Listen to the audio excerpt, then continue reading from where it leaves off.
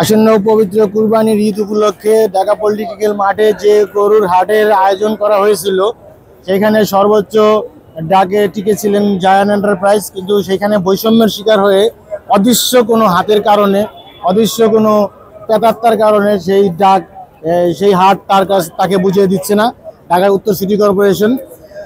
সেই জন্য এখানে ঢাকা ফেসিবাদ আগ্রাসনে আওয়ামী লীগের দোসর ঢাকা সিটি কর্পোরেশনের কর্মচারী কর্মকর্তা দুর্নীতিতে অতিষ্ঠ নগরবাসী।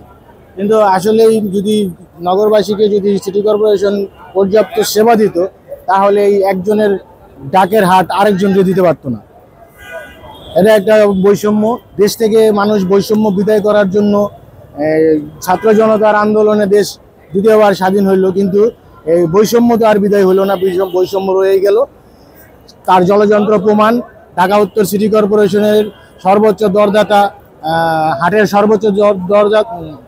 সর্বোচ্চ দরদাতা জায়ান্ট এন্টারপ্রাইজকে হাট বুঝিয়ে না দিয়ে তারা কাকে হাট বুঝিয়ে দিচ্ছে? যে তাদের চাইতে লো রেট দিছে তাদেরকে, মানে তাদের চাইতে যারা কম রেট দিছে তাদেরকে হাট বুঝিয়ে দিতে চাচ্ছে। এটা একটা বৈষম্য। এই বৈষম্য বাংলার বুক থেকে কি বিদায় হবে না? এই আওয়ামী লীগের সময় যে এরকম বৈষম্য ছিল, এখন দেশ দ্বিতীয়বার স্বাধীন হওয়ার পরে কিছু কিছু সেই দোসর যারা ছিল তারাই আবার সেই আগের মতো করে বৈষম্য করতেছে।